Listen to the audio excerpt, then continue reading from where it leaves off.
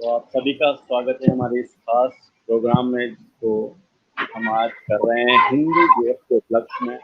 भाषा का हमारे जीवन में क्या महत्व होता है ये हम सभी लोग भली भांति जानते हैं। एक दूसरे से बात करनी हो या अपनी भावनाएं व्यक्त करनी हो, भाषा उसमें अपना अहम योगदान दिखाती है और दर्शाती है। इसी प्रोग्राम में हम आज आपके साथ लेकर आए हैं नैना नसीब जी को, जो एक कवयित्री के रूप में अपनी छवि बनाई हुई है और नारी शक्ति का भाषा में क्या योगदान होता है उसके ऊपर हम आज इनसे चर्चा करेंगे और जानेंगे कि भाषा हमारे जीवन में क्या महत्व रखती है। नैना नसीब जी एक कवयित्री हैं जो राजस्थान में नहीं अपितु देश के कई हिस्सों में जाकर हिंदी भाषा में काव्य पाठ कर चुकी हैं और ये हम आज बताएंगे कि किस प्रकार से भाषा हमारे दिनचर्या में और हमारे मान मर्यादा में कितना अहम रखती है। तो नैना जी बहुत बहुत स्वागत है आपका हमारे प्रोग्राम में। ये सांगो न्यूज़ लाइव ऐप का पहला लाइव प्रोग्राम है तो और विशेष मौका है हिंदी दिवस का, तो बताइए कि क्या महत्व रखती है भाषा हमारे जीवन में। जी, पहले तो सभी को मेरा नमस्कार और हिंदी दिवस की सभी को बहुत-बहुत तहे दिल से शुभकामनाएँ और सांगो न्यूज़ ऐप का बहुत-बहुत शुक्रिया अदा करती हूँ कि आपने मुझे लाइव आने के लिए आमंत्रित किया है। तो आज हिंदी दिवस है, पूरे देशवासियों को मैं शुभकामनाएँ देती हूँ और जैसा कि आपने पूछा कि हिंदी का क्या महत्व है और हिंदी हमारी मातृभाषा है। पहले तो मैं आपको 4 पंक्तियाँ निवेदित करती हूँ, सुनिएगा। देश की शान है हिंदी, देश की शान है हिंदी, देश का मान है हिंदी। देश की शान है हिंदी, देश का मान है हिंदी, लेकिन विदेशी भाषाओं की वजह से आज अपने ही घर में मेहमान है हिंदी। विदेशी भाषाओं की वजह से आज अपने ही घर में मेहमान है हिंदी। हिंदी हमारी मातृभाषा है। कहने को नहीं बल्कि सभी जानते हैं, पूरा विश्व जानता है और हम सब जानते हैं मातृभाषा है। मातृभाषा यानी मदर लैंग्वेज। तो हम बात करते हैं मातृभाषा की, यानी कि उसी को मैं जोड़ करके मातृ शक्ति से मैं इसे जोड़ूंगी, क्योंकि मैं एक नारी हूँ, एक महिला हूँ। तो किसी भी बालक की सबसे पहली पाठशाला होती है उसकी माँ। तो आप लोग सोच रहे होंगे कि मातृभाषा की बात की जा रही है और ये माँ की बात कर रही हूँ, तो आप सुनिएगा तो आपको समझ में आएगा कि मैं क्या बोलना चाह रही हूँ। हमारे देश में जब हम लोग बच्चा छोटा सा होता है तब से हम लोग उसे सिखाते हैं। पहले जब बच्चे थे, जब पहले जमाने के बच्चे थे तो उनको ये सिखाया जाता था कि बेटा जब बड़े घर में आते थे या कोई मेहमान घर में आता था तो नमस्कार करना सिखाया जाता था, पैर छूना सिखाया जाता था। लेकिन आजकल के कल्चर में हम बच्चों को हेलो हाय करना सिखाते हैं। जब कोई आता है तो हम बोलते हैं बेटा बोलो हेलो, बोलो अंकल को, आंटी को हाय बोलो, या हम अपने संस्कार भूल चुके हैं। हम उन बच्चों को पैर छूना ना सिखा करके हेलो हाय कहना सिखा रहे हैं। तो कहीं ना कहीं हमारा जो संस्कार है वो नीचे स्तर पर गिरते जा रहे हैं। उसकी जिम्मेदारी हमारी भी बनती है, महिलाओं की भी बनती है कि हम बच्चों में अच्छे संस्कार डालें। आप सोचिए कि जब जब बच्चा माता पिता के या बड़ों के पैर छूता है तो वो हृदय से कुछ सोचता है, उसमें एक संस्कार पैदा होता है, उसे लगता है कि हमारे देश की सभ्यता है, संस्कृति है, तो वो इसके टच में आता है, यानी कि इससे वो संबंध बनाने की कोशिश करता है कि नहीं मेरे देश की यही सभ्यता है, संस्कृति है। बड़ों का मान सम्मान वो करना सीखता है। लेकिन जब हम विदेशी कल्चर अपनाकर हेलो हाय करना सिखाते हैं बच्चे को, तो वो दूर से हेलो हाय, हाँ हाँ कैसे हैं आप, ये सब कह करके वो चला जाता है। दूसरी बात है कि हमारे देश में बहुत सी पहले आप देखिए कि जब पहले भाषा शैली बहुत मायने रखती थी, खासकर महिलाओं के लिए बताती हूँ मैं, कि आजकल के ज़माने में यदि किसी महिला को बहन जी कह दो, तो वो नाराज़ हो जाती है, या किसी पुरुष को हम भाई साहब कह दें, तो उसे बुरा लगता है। कहा जाता है कि आप हमने सर कह के बात कीजिए। लेकिन आप ये देखिए कि यदि हम किसी को भाई साहब कह करके बात करते हैं, भाई साहब नमस्ते, तो सामने वाला आपसे हाथ जोड़ करके नमस्ते करेगा कि हाँ बहन जी नमस्ते। यहाँ आप देखिए कि भारतीय सभ्यता के अनुसार कितना अच्छा लग रहा है, कितनी अच्छी संस्कृति झलक रही है। लेकिन अगर आप विदेशी संस्कृति के अनुसार किसी से हेलो कहते हैं कि हेलो हाउ आर यू, तो तुरंत आपके सामने वो हाथ बढ़ाएगा और आप हैंडशेक करेंगे, हाँ जी हेलो हाउ आर यू। तो कहाँ हमने यही अपनी विदेशी संस्कृति को हमने अपना लिया है, और हमारे पहनावे में भी ये सब हमने मतलब धीरे-धीरे करके हम खुद घर में ला रहे हैं। एक तरीके से महिलाएँ भी घर में लेकर आ रही है बच्चों को, उन्हें अच्छा लगता है। पहले जब बच्चों घर में कोई मेहमान आता था, तो बच्चों से कहा जाता था कि बच्चे गायत्री मंत्र पढ़ करके सुनाओ। लेकिन आजकल के बच्चों को कोई गायत्री मंत्र याद नहीं है। आजकल का बच्चा जब घर में मेहमान आते हैं तो कहा जाता है कि कोई इंग्लिश में पोएम सुनाइए, और बच्चा बाकायदा इंग्लिश में पोएम सुनाता है। तो हमारे संस्कार कहीं न कहीं लुप्त होते जा रहे हैं। तो ये हमें भी करनी है। जैसे हम अपने संस्कार बोल रहे हैं, जो जनरेशन आ रही है वो दूर हो रही है अपने रीति रिवाज और संस्कारों से, उसमें भाषा का योगदान मानती है आप? जी हाँ, भाषा का तो योगदान बिल्कुल है। जैसा हम बोलेंगे, वैसा ही सामने वाला सीखेगा। कई मायनों में हम जब बाहर जाते हैं तो हमें लगता है कि अगर हम इंग्लिश में बात करेंगे, तो हमारी बहुत अच्छी पावर होगी या सामने वाले पे बहुत अच्छा इफ़ेक्ट पड़ेगा, उसको ऐसा लगता है हम लोगों को। लेकिन क्या हम जानते हैं विदेश से जो आने वाले लोग हैं, जब हमारे देश में वो आते हैं, तो हम पहले से ही उनकी भाषा में उनका स्वागत करने के लिए तैयार रहते हैं। जब वो आते हैं तो हम उन्हीं की भाषा में उनका स्वागत करते हैं। क्या हमारे साथ ऐसा होता है? जब हम विदेश जाते हैं तो क्या वो लोग हमारी भाषा में हमारा स्वागत करते हैं? नहीं, बिल्कुल ऐसा नहीं है। वो लोग अपनी ही भाषा में बात करेंगे, और हमें मालूम है कि हमारी कोई नहीं सुनने वाला है वहाँ पर, तो हम पहले से तैयार हैं, हमने मानसिकता बना ली है कि हमें वहाँ जाकर के इंग्लिश में ही बात करनी है, या जो उस देश की भाषा है, उसी में बात करनी है। तो ये हमारी सोच बन चुकी है। लेकिन इस सोच को हमें तोड़ना होगा। हमने खुद ने ऐसा कर रखा है कि जहाँ पर भी आप देखिए कोई भी वस्तु खरीदिए हमारे देश में, कोई भी छोटी से छोटी वस्तु यदि हम खरीदेंगे तो उसमें हिंदी के साथ-साथ इंग्लिश में भी लिखा रहेगा। तो यहाँ हम दूसरी भाषा को भी महत्व दे रहे हैं। ठीक है, हम दूसरी भाषा को महत्व देते हैं, ठीक है भई, पूरे विश्व में इंग्लिश जानी जाती है। तो अगर हम इंग्लिश में ही सारी चीज़ें करेंगे तो हम कैसे अपने देश को विश्व गुरु बनाएँगे? हम बात करते हैं हिंदी की, लेकिन उस हिंदी के लिए भी हम बोलते हैं सेव हिंदी, तो ये गलत है। सही कहा आपने और कि भाषा। जी, जी, बोलिए। तो मैं कहना चाहती हूँ कि जैसे कि हमारे देश के पहले प्रधानमंत्री हैं नरेंद्र मोदी जी, जिन्होंने विदेश में जाकर के हिंदी भाषा में अपना भाषण दिया। मुझे बहुत अच्छा लगा, और ऐसा ही होना चाहिए, क्योंकि जब विदेश से कोई हमारे देश में आता है तो वो अपनी भाषा में बोलते हैं यहाँ पर, और हम लोग उसे ट्रांसलेट करके दूसरों को समझाते हैं। लेकिन हमारे यहाँ से जब कोई विदेश में जाता है तो बाकायदा इंग्लिश में बात करेंगे कि साहब हम भी अंग्रेज हैं, और हम आपकी भाषा में बिल्कुल पारंगत है, और हम अच्छे से बोल सकते हैं। क्यों? हम अपनी भाषा में बात क्यों नहीं करते? अगर उन्हें ज़रूरत है समझने की, तो वो खुद ट्रांसलेट करेंगे, अगर उन्हें समझ में नहीं आएगा तो वो खुद हिंदी सीखेंगे, अगर हम उन्हें मौका देंगे तो। लेकिन हम पहले से ही उनके गुलाम बनेंगे तो वो क्यों सीखेंगे? क्योंकि हम तो पहले से सोच समझ कर जा रहे हैं ना कि हमें तो ये बोलना है वहाँ जाकर, तो वो क्यों सीखेंगे हमारी देश की भाषा? अगर हम वहाँ जाकर के हिंदी में बात करते हैं तो वो हिंदी में इंटरेस्ट लेंगे, उन्हें दिलचस्पी होगी कि हमें भी हिंदी सीखनी चाहिए, तब जाके हमारा देश विश्व गुरु बनेगा। हाँ, तो कहीं न कहीं हिंदी को पूरे विश्व पटल पर स्थापित करने की ज़रूरत है। एक आंकड़े के मुताबिक बिल्कुल। हिंदी को 61 करोड़ लोगों द्वारा विश्व भर में बोला जाता है, जो उनकी मदर लैंग्वेज या वो जानते हैं हिंदी भाषा को। तो हिंदी ऐसा नहीं है कि केवल भारत में बोली जाती है, कई ऐसी दुनिया में जगह है जहाँ भी हिंदी का प्रयोग किया जाता है।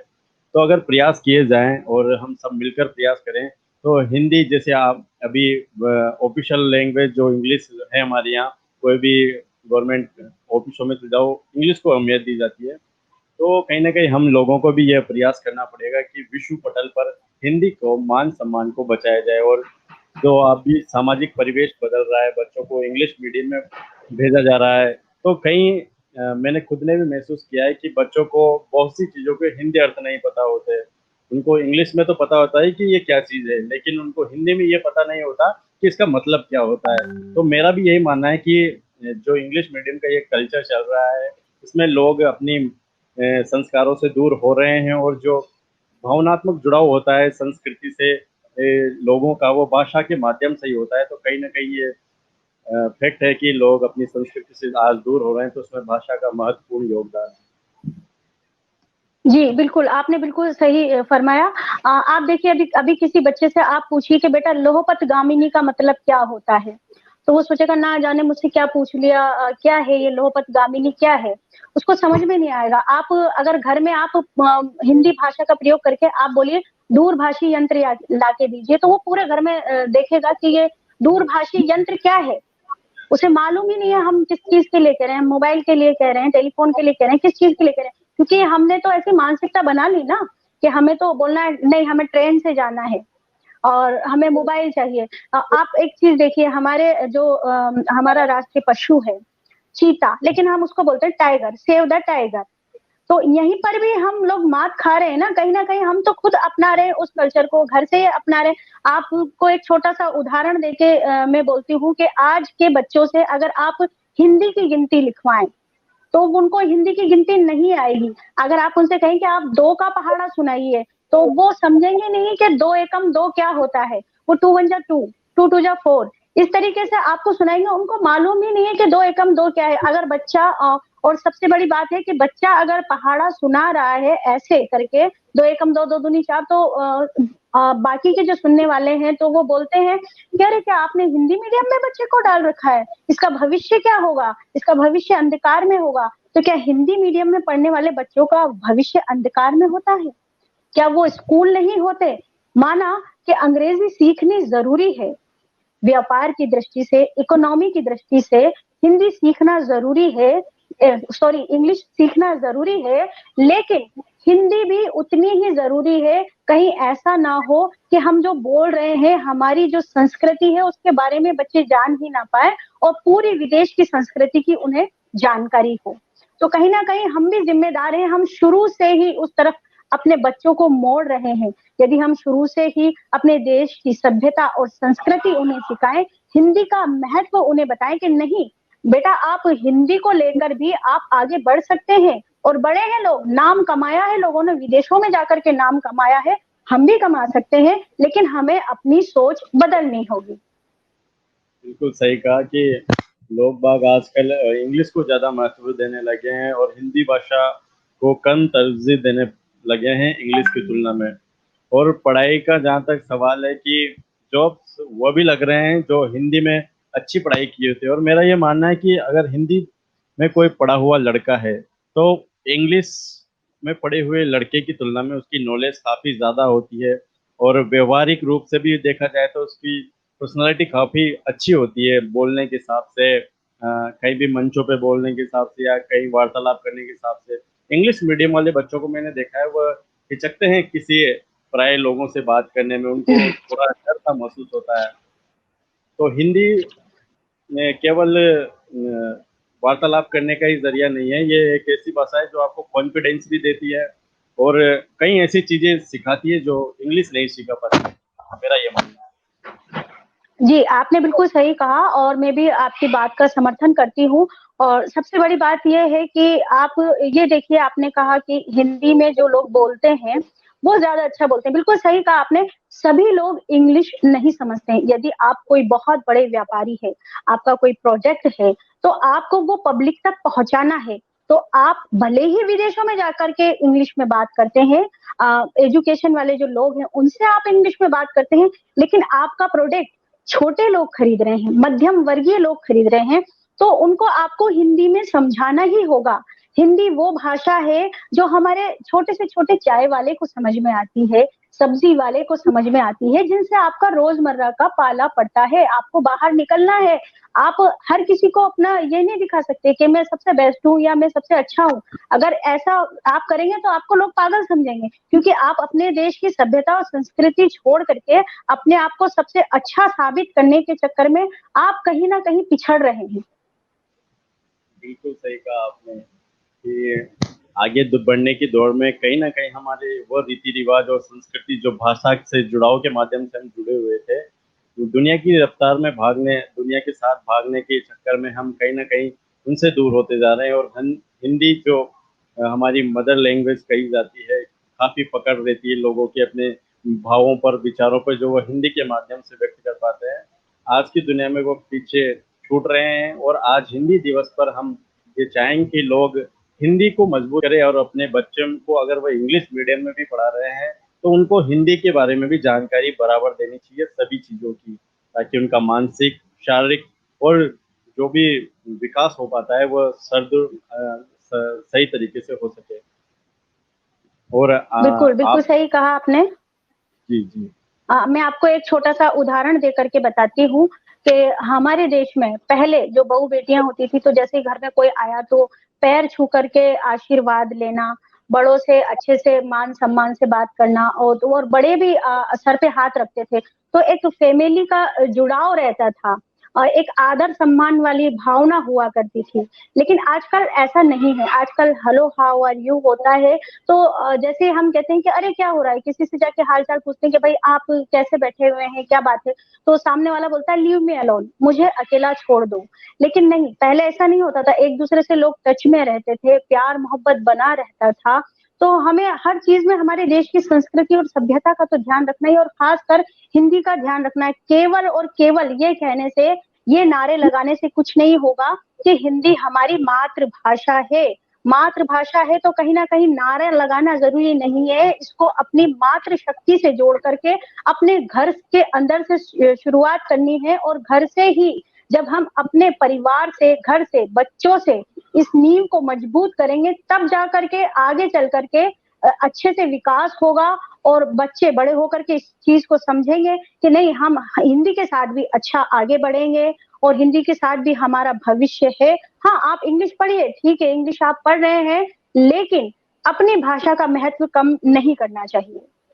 बिल्कुल सही कहा, अपनी भाषा का महत्व कम नहीं करना चाहिए।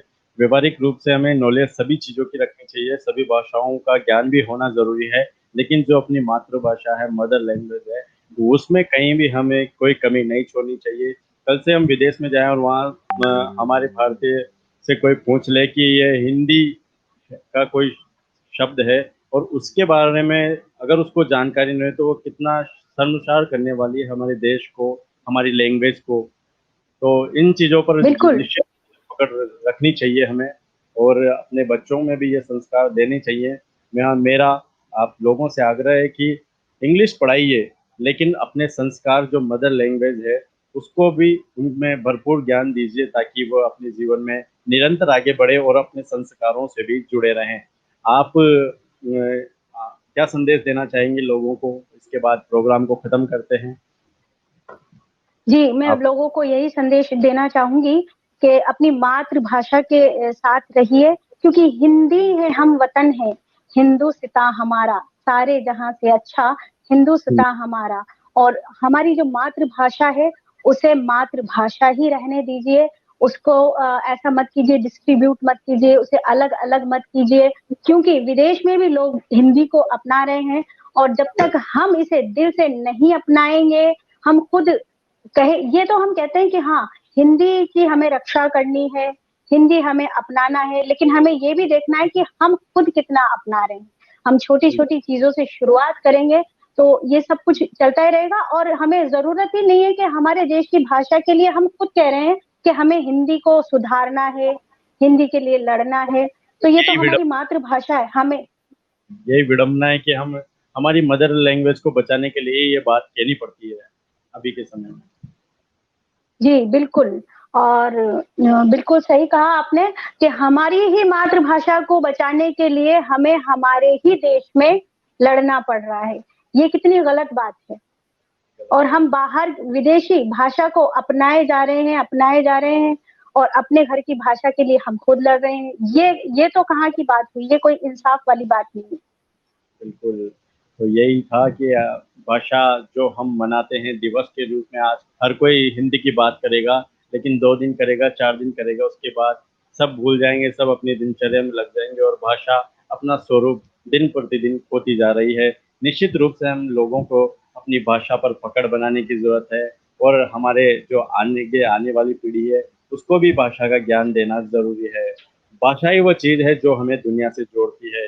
हम किस प्रकार से बोल पाते हैं, किस प्रकार से लोगों से संवाद कर पाते हैं, ये काफ़ी मायने रखता है। और सामने वाला हमारी भाषा के शब्दों के ऊपर ही हमारा आकलन करता है कि हम कितने प्रभावशाली व्यक्ति हैं, क्या हमारे अंदर चलता है, कैसे हमारे विचार है। तो भाषा अगर आप सही बोल पाओगे, अपने विचारों को अभिव्यक्त ठीक तरीके से कर पाओगे, तो निश्चित रूप से आप समाज पर भी एक छाप छोड़ोगे और देश पर भी एक छाप छोड़ोगे, और अपनी भाषा के योगदान से आप देश का जो योगदान देंगे उसके तो कहने ही क्या। आज हिंदी दिवस पर नैना नसीब जी जो हमारे साथ जुड़ी, नैना नसीब जी वो नाम है जो हाड़ौती में कवि जगत में बहुत सम्मान से लिया जाता है। कई मंचों पर ये कई बड़े कवियों के साथ मंच साझा कर चुकी हैं और निश्चित रूप से हर समय हमारा साथ देने के लिए तत्पर रहती हैं। आज हिंदी दिवस पर इन्होंने हमारा साथ दिया। हम सांगो न्यूज़ टीम की ओर से इनका बहुत बहुत धन्यवाद करते हैं। और नैना नसीब जी खुद भी हमारी टीम का हिस्सा हैं, कई प्रोजेक्ट्स में वो हमारे साथ रहती हैं और निरंतर अपना योगदान हमें देती रहती हैं। तो आज आपने हमारे लिए समय निकाला, बहुत बहुत धन्यवाद। और खराब स्वास्थ्य के बावजूद आपने समय निकाला, उसके लिए दिल से आभार आपका। जी, मैं भी आपका बहुत-बहुत शुक्रिया अदा करती हूँ कि आपने हिंदी दिवस पर मुझे अपने न्यूज़ ऐप पर सर्वप्रथम मुझे आमंत्रित किया।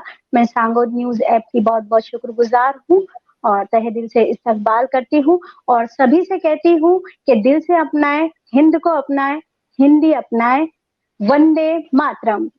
वंदे मातरम, जय हिंद। चलिए, चलो दोस्तों, बहुत बहुत धन्यवाद, आप हमारे साथ जुड़े और आपने देखा कि किस प्रकार से हम लोगों को हिंदी को सवेरने, सजाने और संभाल कर रखने की ज़रूरत है। आगे भी हम निरंतर आप लोगों के लिए इसी प्रकार के अन्य क्षेत्रों से जुड़े कार्यक्रम लाते रहेंगे। आप सभी लोग सांगो न्यूज़ लाइव ऐप को ज़रूर डाउनलोड करें, साथ ही अपने मित्रों, दोस्तों और रिश्तेदारों के साथ ऐप को साझा करें, जिससे हमारी पहुंच और भी लोगों तक बढ़ाई जा सके और हम अन्य कई प्रयोग जो इस मंच के माध्यम से कर सके, उनमें आप लोगों का सहयोग मिल सके। तो निश्चित रूप से हम आगे भी कई ऐसे आयोजन करते रहेंगे और लोगों को उनके बुनियादी सामाजिक मुद्दों से जोड़ते रहेंगे। तो निश्चित रूप से आप लोगों का साथ रहा तो हम आगे अपने प्रयासों में ज़रूर सफल होंगे। फिलहाल के लिए इतना ही। जय हिंद, वंदे मातरम।